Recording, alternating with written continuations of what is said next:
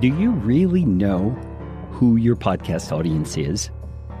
Now, I don't mean are they male or female and how much income do they make every month. That's not the kind of information I'm talking about.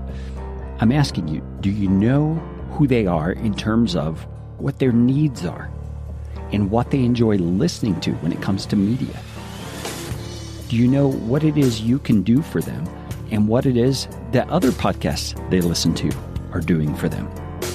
These questions are super relevant for figuring out how to increase your podcast audience, because there are other podcasters out there whose audience shares the same characteristics as you.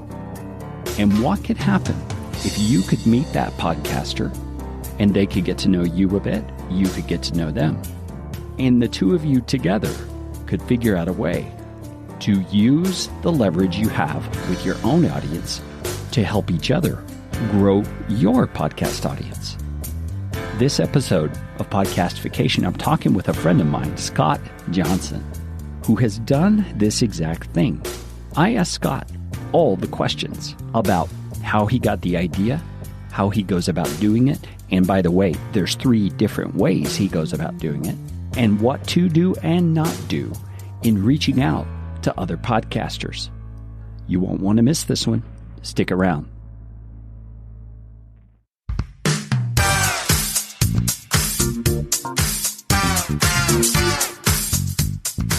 My name is Kerry Green, and I am the client happiness guy at podcastfasttrack.com, and this is Podcastification.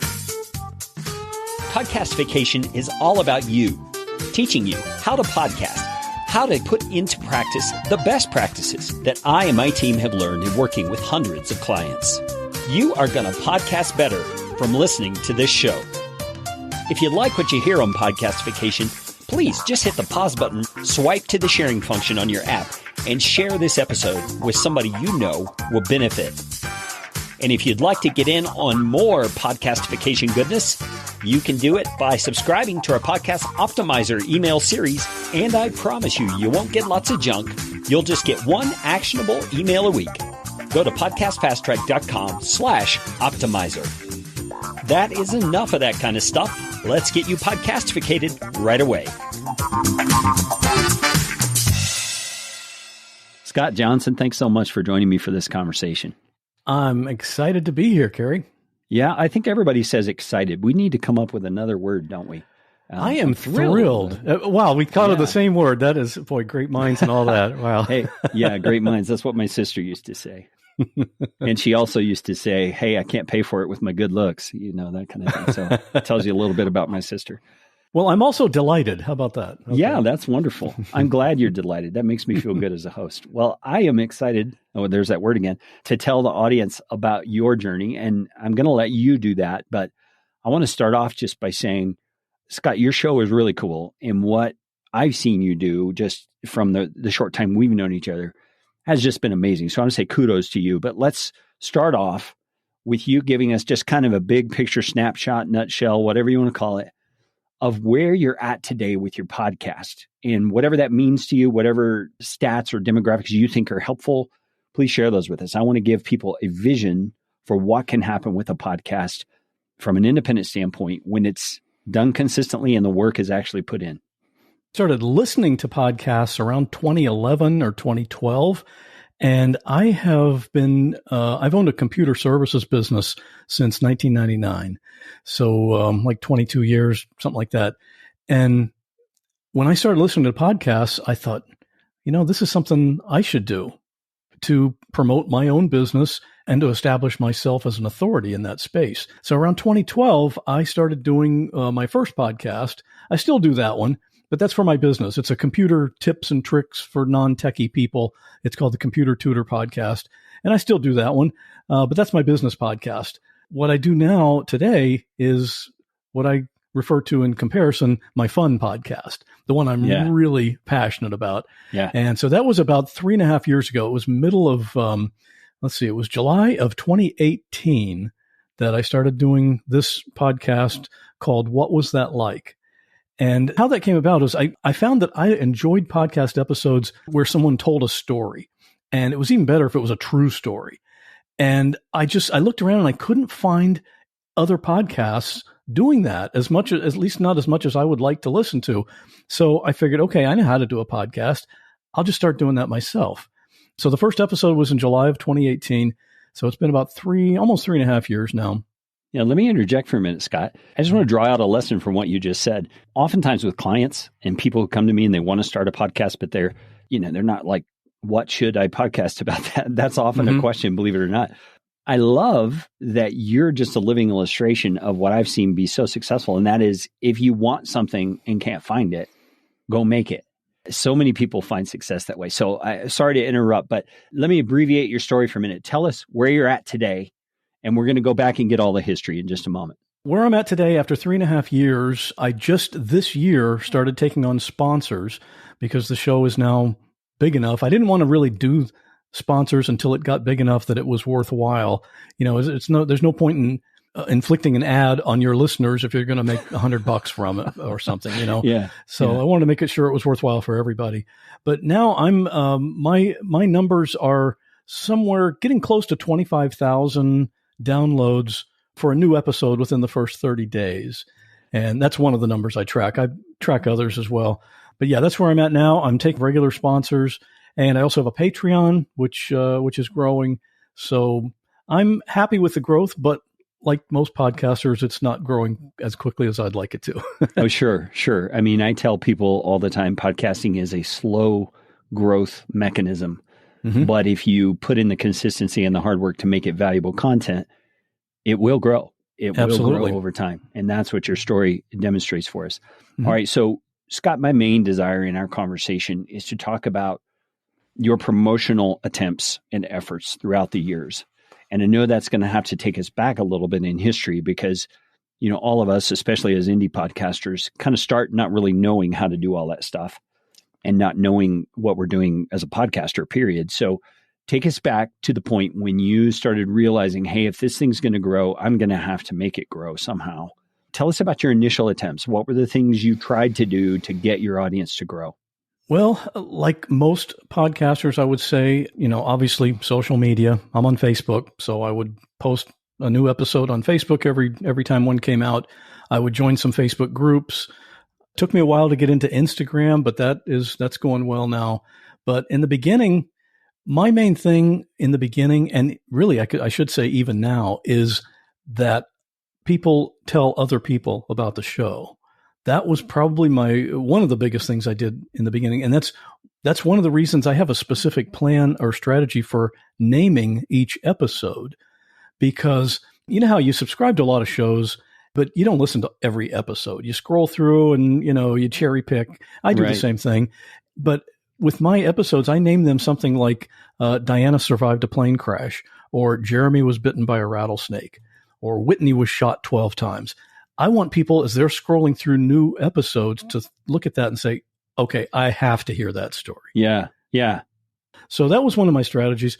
But like what you mentioned earlier, one of the big things that I did was trading promotion with other podcasts. And that has worked really well. Trading promotion. Now, I know that there's two different versions of this, so I'm going to describe them from my vantage point. And you tell me which of these did, and maybe you did both. One of them would be, hey, I've got this great promotion or promo I've made up for my podcast. It's about a minute long. I would love for you to make one too, and I'll play yours on my podcast, and you can play mine on your podcast, and hopefully both our audiences will grow. That's one option. The other option is what I think I actually learned from you, which is really the one I'm totally interested in, and that's called an episode swap, which is where you take one of your best episodes, you have the host of the other show create their own intro to that episode, saying to their audience why they're playing this episode from a different podcast on their show. And then in maybe an outro they would record, they give a call to action of how to find your show. And then you're doing the same thing for them. And they play yours as a bonus episode in their podcast. You play theirs as a bonus episode in your podcast. And you're kind of like a Costco sample. You're giving a taste of what the other show is like. Now, which of those have you done first off? I've done both of those, and I've actually done one other I actually classify these in 3 styles. All right, educate me. Okay. Well, the first one is one that you mentioned. I created a 60-second audio, and actually I created one at 30 seconds, 45 seconds, and 60 seconds, so I could kind of give the other show what they wanted. So I created that. It was a promo describing my show and where they can listen and all that. And so I found another show, and they played that at the end of their show, post-roll, and I played theirs at the end of my show.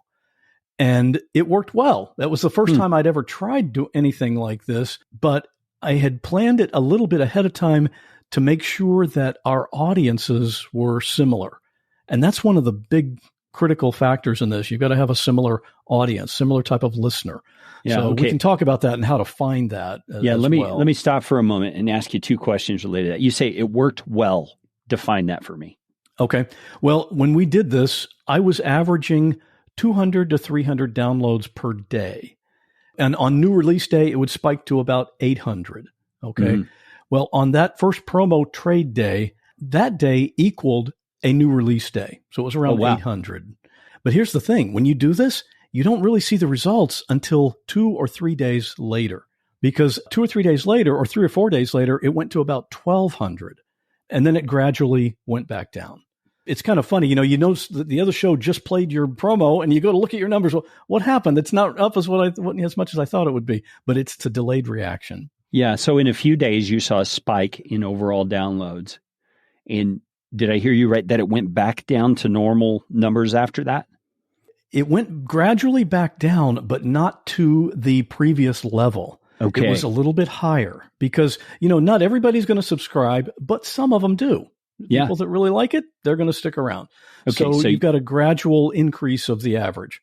Yeah, and let me just highlight some things I think are probably happening there that we may not think of, and you even could think of it as, oh, well, it wasn't as successful as I wanted. But think about all these people who heard your episode, who now know about it, and when they're talking with someone else about podcasts and the kind of podcast that their friend listens to, they go, oh, yeah, I listened to this show once. It's called What Was That Like? I think it sounds like you would really like that, and they may not be a subscriber, but they may actually be promoting your episode all the same. But I also love that the initial spike kind of set a new normal for your show. And you had this new plateau that your downloads were at. And that's kind of what I expected. All right. So that's the 45, 60 second, 90 second promo version. Give us the next one that you've done. The second one is kind of an intermediate before we get to the real big one. And that is a host read recommendation. And that was done mid-roll. I found a different podcast and I did the same thing. I listened to her show, decided that I really liked it, and it was something that I could recommend to my audience, which is also another critical factor. Yeah. And so at that point, I was averaging around 500 downloads a day. And on new release day, it would spike to around 1,500. Okay. Promo trade day was about 800. So it was higher than the average. And then it stayed around 800 for about a week. And then it gradually came down. So, but again, when it comes down, it's higher than what the average was previously. And remember, you're getting a higher average continually, but this costs absolutely nothing. Yeah. You're not putting any money out. So it's definitely always worth it. Yeah. Wonderful. Wonderful. Yeah. So you're stair-stepping your listenership a little bit at a time through these free, that's a great point, Scott, these free promo swaps. This is amazing. And just before we go into the other one, was the result similar for the people you were swapping with? Did they report back to you how it happened for them? They reported benefit, but I didn't get actual numbers from them. So I can't really say. Both of these first two types, these two shows that I did this with, their numbers were already higher than mine. And that's, you're not always able to do that. Sometimes shows really want, okay, you don't have as many downloads as I do. I want to do a trade with some other show, but you establish a relationship and it does benefit both of you. So yeah. There's no problem with that. Yeah. Well, props to those people for being willing to do it, because a bump in subscribers is a bump in subscribers. It doesn't matter how big of a bump you get. So I think they were very wise there. All right, Scott. So take us on into the full episode swap version. How does that look? Yeah, this was a really fun one. The funny thing is, on my show, I talk to people who've been through really unusual situations.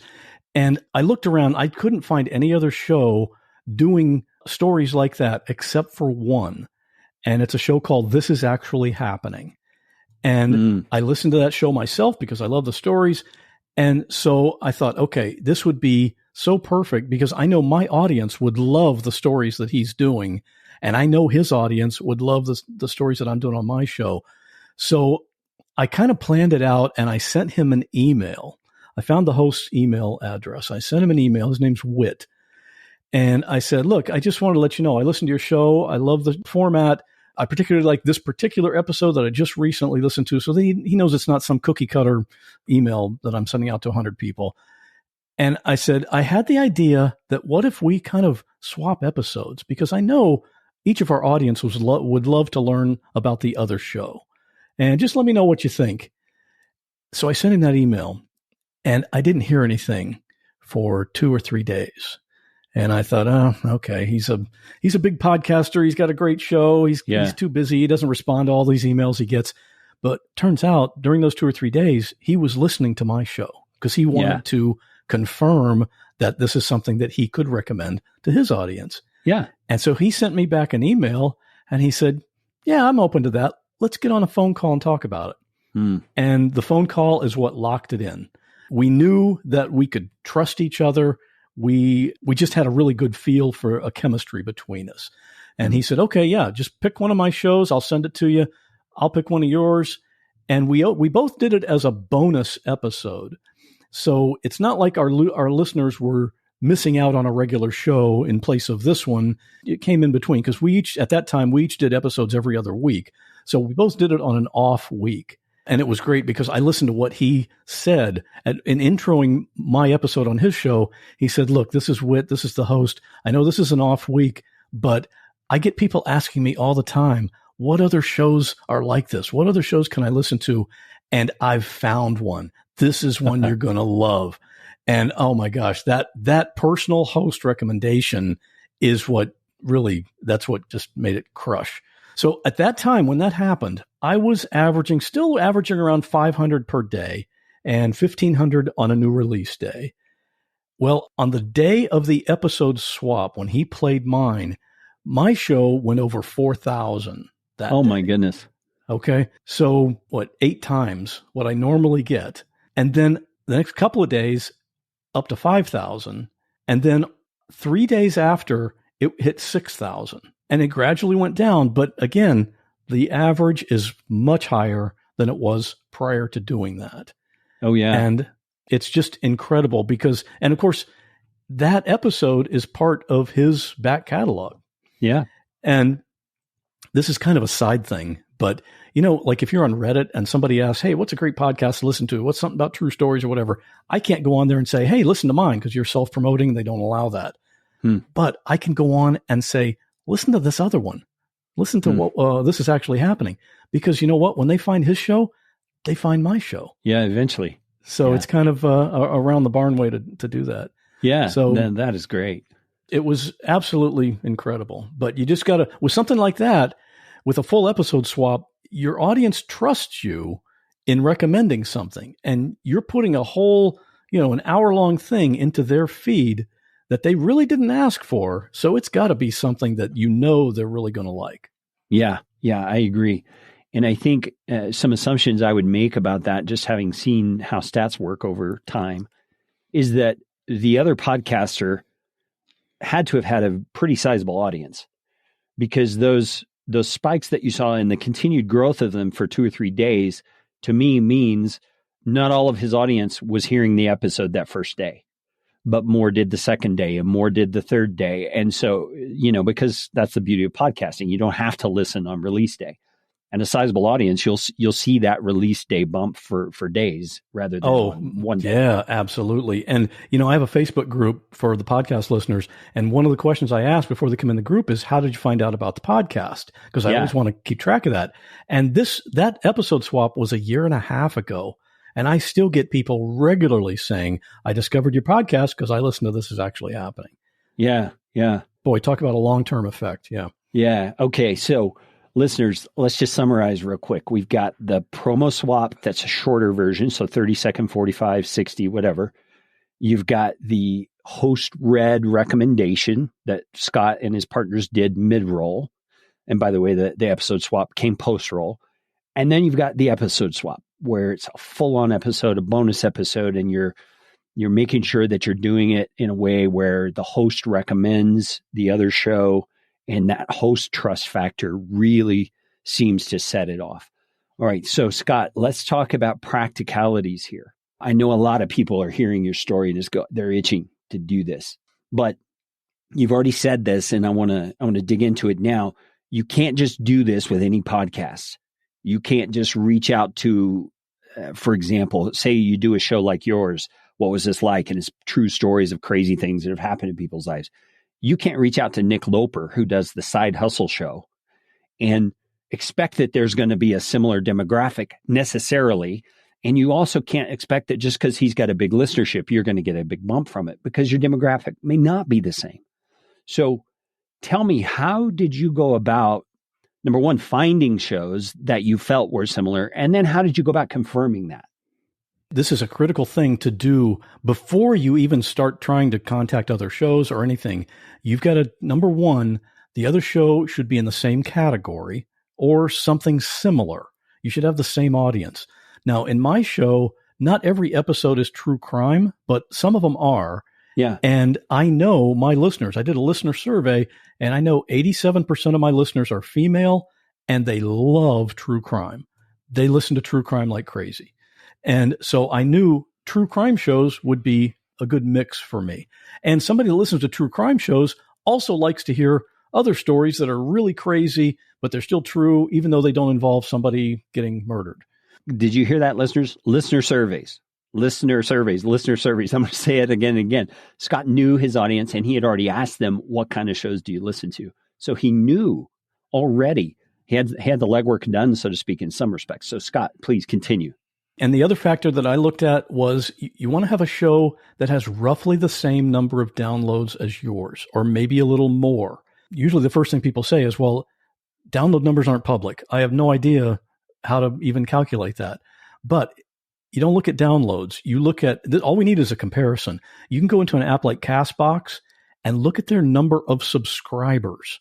Those are subscribers only on that app, but you can look at how many subscribers you have on that app and look at similar shows with similar numbers of subscribers. So you're at least somewhere in the ballpark. Those are the two things that I looked at, to make sure whoever I contacted would be a good match. Yeah, that's great. And so CastBox shows number of subscribers. Do you know of any other apps or platforms that do that? I believe Overcast does as well. Okay. And I know for my show, I listen to podcasts on Podcast Addict. If I look at my show and some other shows, it shows number of subscribers, but for some reason it doesn't do that for all of them. I don't know if maybe they have a minimum threshold before they start displaying that number or something. I don't know. Okay, so that's important to know the tools that we can use to kind of assess number of downloads. And as Scott said, understand you're talking about downloads on that app, not just, across the board industry wise for that show. And so you got some shows in mind as targets, potential partners you could reach out to. And then what was your next step? Well, the next step would be to figure out which way would be the best to contact them. And for me, I just like email. If the show has a website and they have a contact form, you could send that. Or if you use Twitter or if you use Instagram, you might want to go and look and see what the other host is most active on. Because some people have a Twitter account, but they might check it once a month, and what's the point of trying to do that? That's smart. Yeah, so I try to contact them in the way that they're comfortable communicating and make it very low key. You don't want to come on and say, to do an episode swap, you come on and say, hey, I just saw your show. Let's trade episodes. It's like asking to get married on the first date. Yeah. You don't want to do that. And so I tried to come across very low key, saying, hey, I thought this might be a great idea. Let me know what you think. And knowing that I'm fingers crossed that they're going to say yes. And here's another thing. Don't be tempted. If somebody contacts you to do this, but they don't have the same audience, don't be tempted just to do it. Yeah. I was talking with another show it's a cybersecurity show. And they said, yeah, well, you play our promo, we'll put your promo in the back catalog for 40,000 episodes. And neither of us, it doesn't cost us anything. And I said, I don't, cybersecurity, my show is mostly female. And their response was, well, this is cybersecurity. It's something that should interest everybody. Should. Yeah. Well, no, I don't think so. So, I mean, maybe I would have gotten some new listeners from that. I don't know. But it wasn't, I may have sacrificed a few of my listeners in terms of my integrity. And yeah, Scott will recommend anything just to do a trade. Yeah. You don't want to do that. Yeah, that's a good point, Scott. And I appreciate that you brought that up because audience fit with this kind of thing is so important. I mean, what you described with the cybersecurity thing is kind of like, recommending swimsuits to a person who lives in Siberia. It's like, why would you do that? It just doesn't make sense. That's bad marketing. So great. So I love how you were reaching out to them. I love what you said about it being low key. I originally met Scott Johnson by being a part of a mastermind group with him. Now, you may not be familiar with what a mastermind is, but it's a meeting where any group of people who share common interests and common goals come together to help each other succeed in those areas. In this case, Scott and I were part of a podcasters mastermind group. It's a group that I put together as part of my company, Podcast Fast Track. And Scott and a handful of others came together every other week to talk about the struggles they were having with their podcasts, receive advice from others in the group based on their experience so far as a podcaster. And then I was there as the facilitator to draw on my 6+ years of podcast coaching and producing experience and the interactions I've had with clients and say, yeah, that's a great idea. Go for that. And then sometimes you might want to be careful there because this or that is happening in the industry. And you may not want to step into that can of worms. You see, a podcast mastermind many times is the thing that gets the creative juices flowing and moves you into a new realm where you see success like never before. We're taking applications for members for our next podcast mastermind, and there are specific criteria you have to meet to be a part of one of these groups. You can go to podcastfasttrack.com/podcast-mastermind and submit your application if you meet the qualifications. I will include that link in the show notes and description for this episode, so be sure you find it if you're interested in being a part of our next podcast mastermind.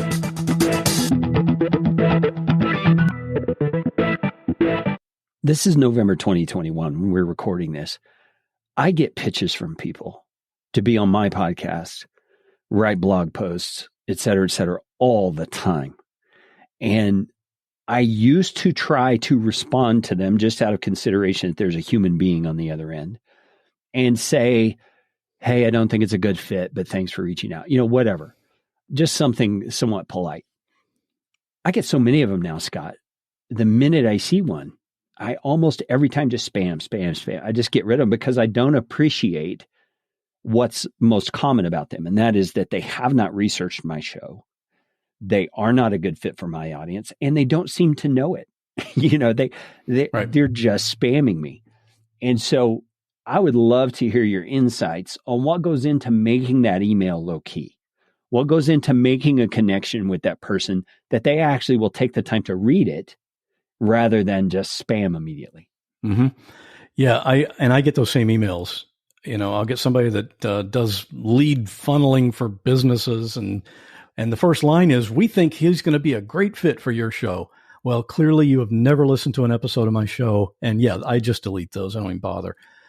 When crafting this email, my main concern is that I want it to look unique, not like one that went out to 100 people at the same time. And so the subject line of the email even is where I start. And usually the subject line that I'll put is from Scott Johnson. And that's it. And so who's Scott Johnson? Who's that? And at least they might open it to read it. It's not going to say idea for your show or I listen to your podcast, something generic like that. It's my name. In every email, I mention a few episodes that I've actually listened to. And I make comments in such a way that it's not somebody that could have just looked at the title of the episode and been able to talk about it.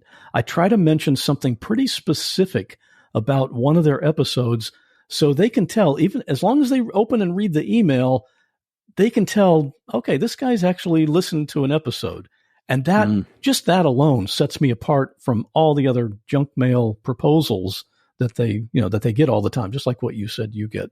Yeah, for sure. For sure. Now, I could talk about this forever because there is definitely an art to this, but it's not a manipulative sort of art. It's a relational art. It's an emotional intelligence kind of an art, knowing how to really connect with a person, a real person, because there's something value that you can exchange here with each other.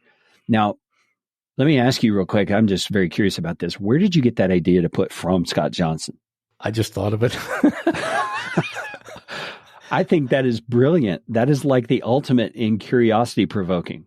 You're a savvy guy. I've learned that about you over the years. You figure things out with a different sort of perspective. So I really appreciate that. Well, you know what the perspective is? I try to look at it from that person, from the recipient's standpoint, and what is going to make them actually click. You know, it's like when you get junk mail in your mailbox, in your physical mail, and it says important records enclosed or something like that. And then you can see that it was sent bulk mail. Well, you know it's junk mail, and they're just trying to trick you into opening it. Yeah. I don't want to come across that way, you know? Yeah. And that's the reason. I mean, and it takes more time. You know, you could send out 100 emails and have them pre-populate the fields and make it try to look like it's original, but everybody sees through that. Yeah. But doing it this way, you're looking at emails one at a time and really crafting that email. So it is going to take time. It takes work to do that. Yeah. Now that was my next question. How much time does it take you? Let me just lump a bunch of things together here to research shows and find a show that you think would be a good target, affirm or confirm that their audience is similar to your audience, find how to best connect with that person, and then finally craft that communication so that it's appealing and winsome rather than immediate spam. How long does all that take you roughly? Maybe 30, 45 minutes. Okay, 30, 45 minutes. Long. Yeah. Because as far as finding a similar show that we have a similar audience, I know almost any true crime show is going to fit that category. Yeah. So that part is taken care of. Then I have to listen to an episode or two. And my listening time is, I work from home, and I really don't listen to podcasts while I'm working. So my listening time is the hour each morning when I'm out on my bike, or if I have to go somewhere in my car, try to stay caught up as much as I can. And if I'm considering contacting a host to do something like this, I put their show at the top of the queue so that that's the next one I'm going to listen to and give me an idea if I even want to pursue it. Sometimes I listen to the show, and either they've got bad audio or they've got something about it that I don't like a bunch of chatter, 10 minutes before they get to the topic. Yeah. And some people don't like that. Some people do, but it's not something that I'd be able to personally recommend. So if they pass that filter, then I'll go into finding them. And it's not usually difficult to find contact information for hosts. Some of them it is. Then I just send the email out, and I don't have any expectations when I send the email. I don't follow up at all. If they want to do something, they'll get back to me. If they don't, there's 2 million podcasts out there. You're not going to run out of shows. Right. And if your email happens to hit spam, it hits spam. You don't worry about it. I love that because I do get repeated spam from those people who do the bad things. And then they send back, did you get a chance to look at my email? And exactly. I don't want to be one of those people either. Yeah. Well, Scott, I appreciate it. The reason I wanted to ask about the time is because for people who are considering doing this, I want you to take to heart a mantra that I've kind of taken on when it comes to business and online content production and that sort of stuff. And hear me clearly, I don't always pull this off, but it's my ambition. And it's a quote from Steve Martin, to be so good they can't ignore you. That takes time. You've got to be willing to put in the effort to do the work the way it needs to be done in order to get the attention you're hoping to get. There's no shortcuts in this. Right. And Scott, you're demonstrating that. You're taking the time to find the right person, find the right audience, find the right way to connect with them, and then find the right message that they would respond to. I love that. That's all just ideal. Now, what more do you want to say about this? What are results that have come from this besides just listener growth? What have you seen come of this that you can attribute back to this approach? I mean, the main result is the exact result that I was looking for, and that is steady growth over the life of the podcast.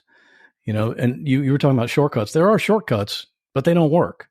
You go online and you'll see people posting, "Hey, give us a review. I'll review you. We'll trade subscribe for subscribe." And that's just garbage. Look at any successful show and ask them, how did you get to be successful? They're not going to relate that that's what they did, because it's just nonsense.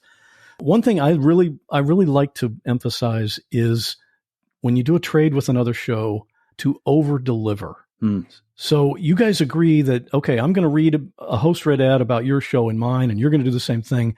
But I don't just do that. I post about that in my Facebook group, on my own profile. I may go on Reddit. There's people on Reddit always asking for I need a new podcast to listen to. Go in there and promote their show. And that way you develop a reputation, and that's all we have is our reputation. So, maybe some other podcaster might talk to them and say, "Hey, you did a trade with this guy. Did that work out okay?" And they're going to have a very positive thing to say about you. Don't burn any bridges and always treat people better than they expect to be treated. Yeah, I love that over deliver thing. To me, a synonymous word with that is be generous. You want to think of that person truly, and I've used this word a few times, as a partner. They're someone you want to invest in their success because it's a mutual thing. If you do that for them, they do that for you. You're both going to be successful, and there's no competition involved. Right. I love that.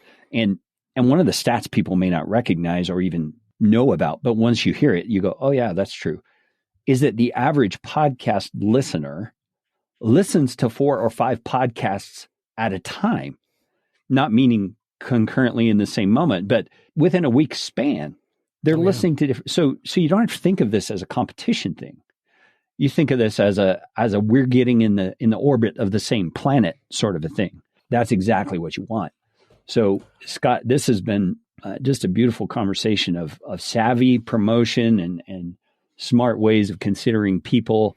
I know that they can find everything Scott Johnson as it relates to the show we're talking about at whatwasthatlike.com. Tell us real quickly, just as another aside, about your PC Tutor show.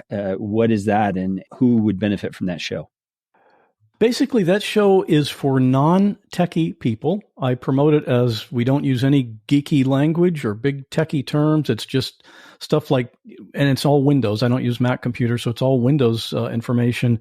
But, tips and tricks, how to do this, why does this happen, a big, a scam that's going around that you want to be aware of, cool website that I found that does this great thing, stuff like that. And that's every other Monday. And so, everybody's welcome to listen to that too. Yeah. And you set that up, you said, as a way to essentially do content marketing for your business.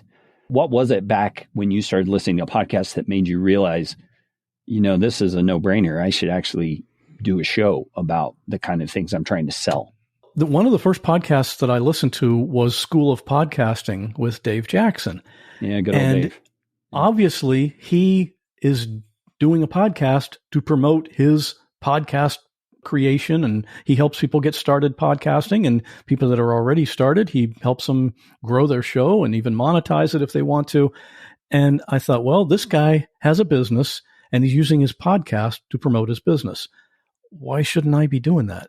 Because prior to that, I've been doing a blog every Monday for like 10 years with the same kind of content, just simple tech stuff, tips and tricks that people should know about. But then I realized, some people like to read, other people like to listen on their way to work. And this show that show is only like 10 minutes each episode. It's real quick. So I thought, man, why not? Why am I ignoring that group of people who would rather have me in their ear rather than somebody who just wants to read something? And I'd still do both because there are both of those types of people. But the thing about podcasting is when somebody hears your voice, it develops such an intimate relationship and a trust. They feel like they really know you. It's kind of weird because I go to a podcasting conference or I go to some place where people have heard my show and they'll say, "Hey, how are your dogs doing?" And I never met this person. How does this guy know about that I have 2 little dogs? But they feel like, they're your friend. Even though you've never met them, they feel like you are their friend. And that's one of the true powers of audio podcasting. Yeah, I'm glad you brought that up because I say all the time to clients and others that I'm advising that when you're podcasting, you're literally in somebody's head. think about that. The earbud is physically in their ear. The headphone is surrounding their ear, whatever it is, that sound is going into their head. And you get to be there in this one-on-one-ish relationship where they're valuing what you have to say. They wouldn't be listening if they didn't value what you have to say. Exactly right. You're right there. It's like you were standing there next to them, talking into their ear. But with podcasting, it's not creepy.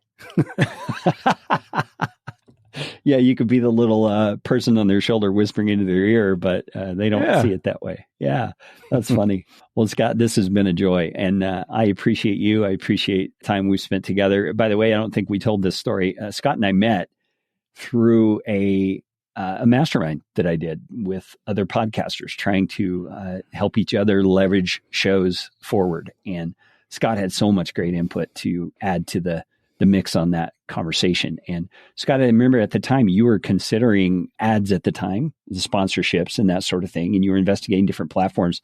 I haven't asked you, where did you land on all that? I went with Audio Boom because they host the show. There were a lot of advantages. They get all my sponsors for me, and they also include for shows that are more than 90 days old, they put the automatic dynamic ad insertion, pre-roll and post-roll, and I've been very happy with them. So it's worked out well. Yeah. And so I'm assuming you get to pick the kinds of ads that you want in your show and that kind of thing. Oh, absolutely. Yeah. They sent an email first saying, hey, this sponsor is interested or wants to find out. Can you go check it out? And I either approve it or I say, nah, that's not really something that I'd want to do.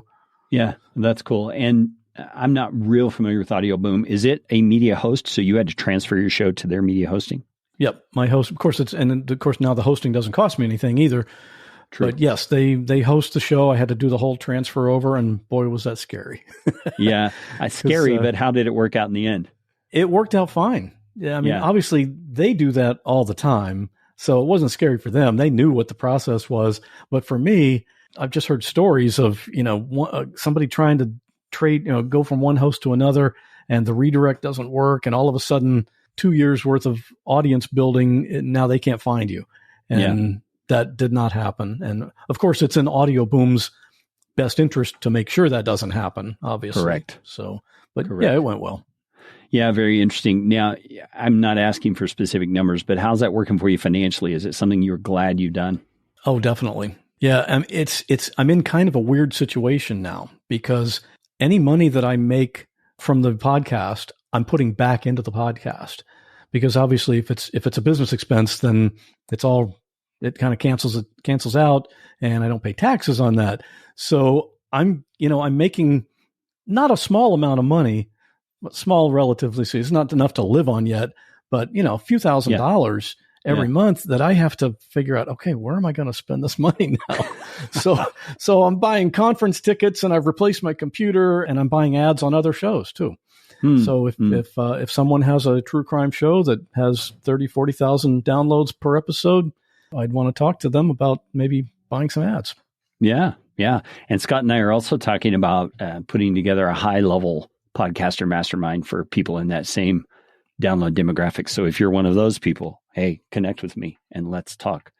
Definitely. And I can highly recommend, having been in a mastermind with Carrie previously, it is worth it. It was excellent to be able to network with other podcasters and have you coordinate that. Yes, highly recommended. Well, Scott, that's very generous of you. I appreciate that. Think the world of you, man. Thanks so much for all you're doing in the podcasting space as well. I hear you on other shows talking about tactics and approaches and things like that. Just very generous with your time and with your knowledge, and it's well appreciated. Absolutely. Always happy to do it. And thank you. Well, before I say anything else, I want to say, Scott Johnson, thank you so much for being so generous. Every time I see Scott interacting on social media, or I've heard him a few times on podcasts, he is just like you heard him today. He's just a very generous guy. He wants to share the details and he wants to help others succeed. And I think that's part of what makes his podcast promotion partnerships so successful. Is because he really does want to see the other show succeed as much as he wants his own show to succeed. So I would love to hear your takeaways from this episode and the things that you gleaned from what Scott had to share. You can reach out to me, Carey, Carey, at podcastfasttrack.com, or comment wherever you found this episode. That's all the time we have for today. Go out and make it a podcastificating day. This show is brought to you by Podcast Fast Track, where my team provides professional podcasting services without the time suck. Full production, editing, and show notes all in one monthly subscription package. You can find out more at podcastfasttrack.com. Now go out and make it a podcastificating day.